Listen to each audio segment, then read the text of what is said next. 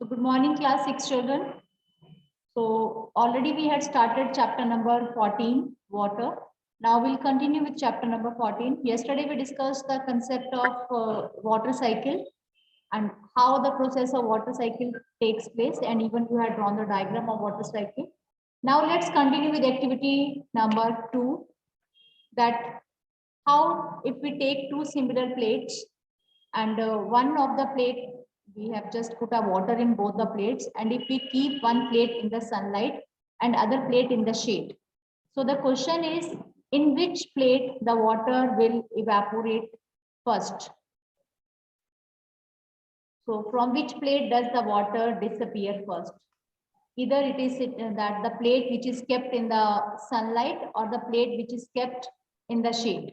Can I have the answer? The plate kept in the sunlight. Very good. The plate kept in the sunlight, that will the water will disappear from that plate very soon. What's the reason behind it? Why does that happen? What's the reason? Tell the reason. Due to the evaporation. Because if the plate will be kept in sunlight, that will acquire much of the sun's heat and the evaporation process is faster. Even similarly, the plate kept in the shade, that will also show the evaporation process, but that is how that process will be shown. That evaporation will take place, but that will slow process. Children, evaporation process is a very slow process. Even you have seen that when the water is spilled on the floor, what happens to that water? That water quickly disappears. How that water disappears? Due to the evaporation process. And that evaporation process takes place on the heating. Even you have seen that when we heat the water becomes very less and the evaporation takes place faster. So on heating the water on a burner, its evaporation takes place faster. If I am talking about the gaseous form, कि gas में जो water है that evaporates quickly and then changes into the air. Next, let's read yes, Puneet Anand, kindly continue reading. Loss of water by plants. Plants also lose water. Now check the process, how plants lose the water. Yes. Loss of water by plants. You have learned in chapter 7 that plants need water to grow. Plants use a part of this water to prepare their food and retain some of it in their different parts. Remaining part of these water is released by the plants into air as water vapor through the process of transpiration. Do you remember observing the transpiration of water by plants in activity 4 in chapter 7? Water vapor enters the air through the processes of evaporation and transpiration.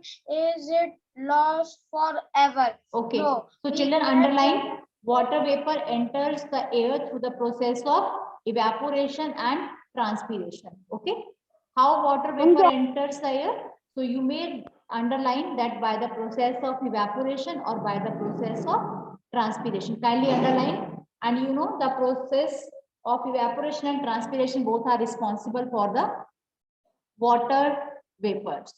Next, activity 3. Yes, continue reading. Now what we need to do in this activity. Yes, Arnav Singh Tomar, continue. Take a glass half filled with water.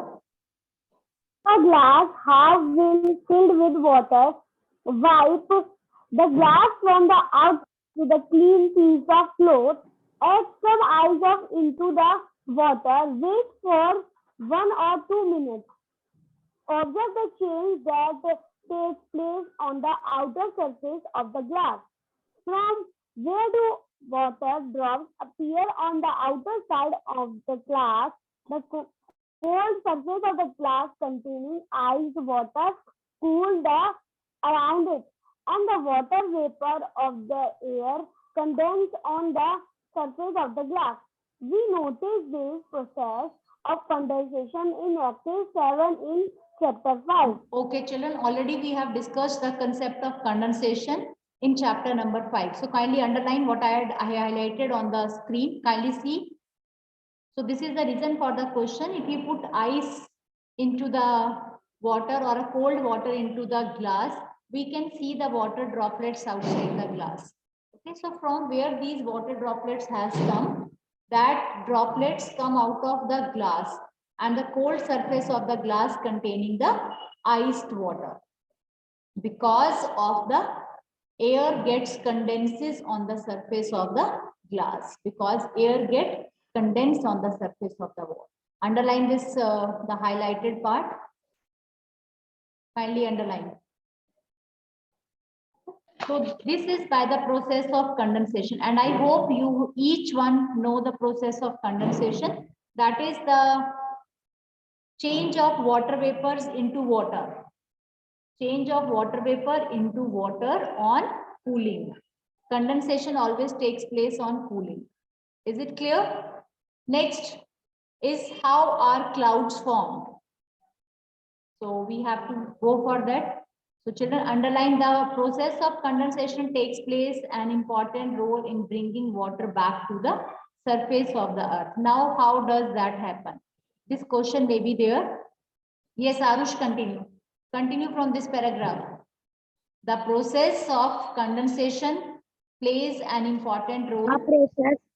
The process of condensation plays an important role in bringing water back to the surface of Earth.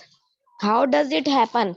As we go higher from the surface of the Earth, it gets cooler. When the air moves up, it gets cooler and cooler. At sufficient heights, the air becomes so cool that the water vapor present in it condense to form tiny drops of water called droplets.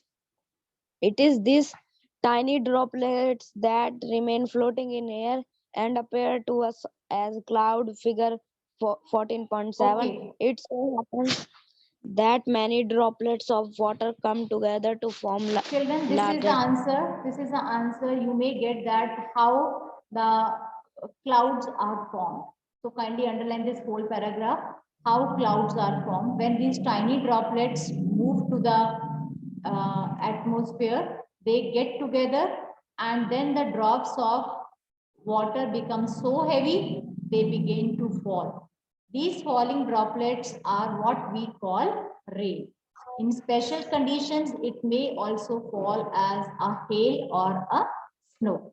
So children, kindly underline. It's very, very important that how rain reaches to us, how rain comes and how clouds are formed, how snow or hail falls down.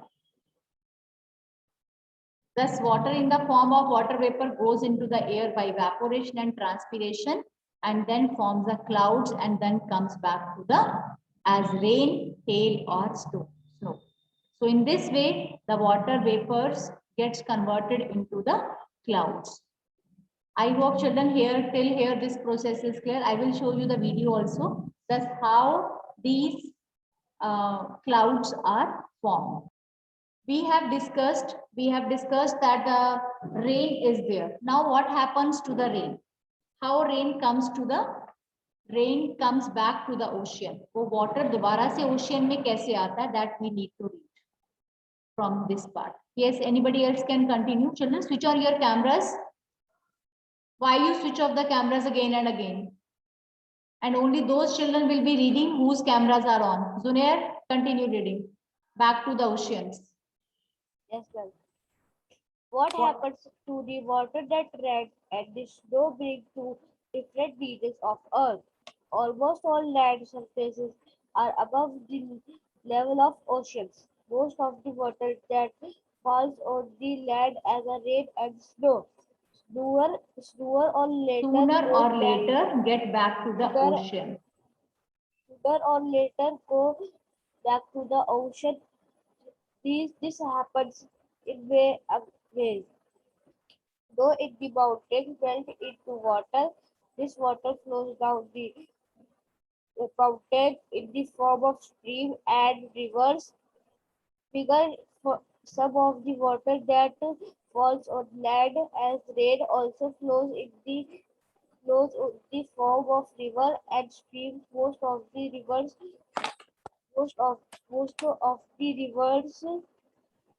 Cover longer distance on land and ultimately move cover to longer than this crystal ultimately fall into a sea ocean. However, water of some rivers follows it lakes. Okay. Okay, beta. Next is snow in the mountains. Already you have read, then water comes in the form of a stream. Some of the streams are too much longer that they meet with they reaches to the, where they reaches to the seas or ocean. Okay. Next, Akshay Balan, next paragraph you may continue. The rainwater also fills up the, Yes, ma'am. The rainwater also fills up the lakes and ponds.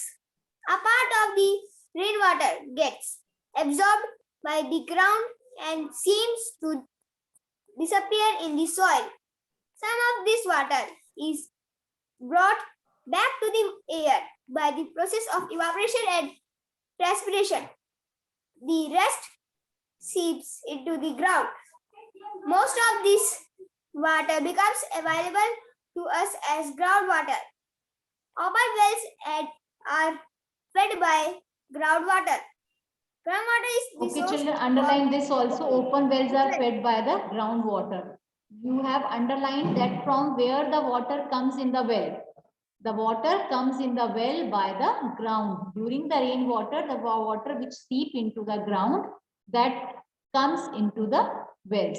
Ground, underline this also. Groundwater is a source for many lakes as well as it is a source for hand pump and tube well. 1 mark questions can be there, that from where the water comes in the hand pump or in the tube well. Okay. And where it is written that tube wells that are used in the area, the deeper we need to dig to find the groundwater, the loss in the level of the groundwater due to the overuse. So children, when we are overusing the water, there may be a loss of the water. So we should use the water effectively or efficiently wherever it is written, wherever we are required. Okay. Next, continue next section, next paragraph. Pahili wants to share our concern with you. In those areas where the land has little or no vegetation, the rainwater flows away quickly. Flowing rainwater also takes the top layer of the soil away with it. There are few areas where most of the land is covered with concrete. This reduces the seepage. Somewhere better you have seen that the cemented area is here. There the seepage of water does not take place and it affects the quality of the groundwater. So children, this is today we have talked about the groundwater, that when rainwater falls on the ground, then where that water goes. Either that water is seep with in the ground, and that groundwater is a source. Whenever we dig the tube well and well, from in the well, the water comes from this groundwater. So we should save the water. We should use the water efficiently. Okay.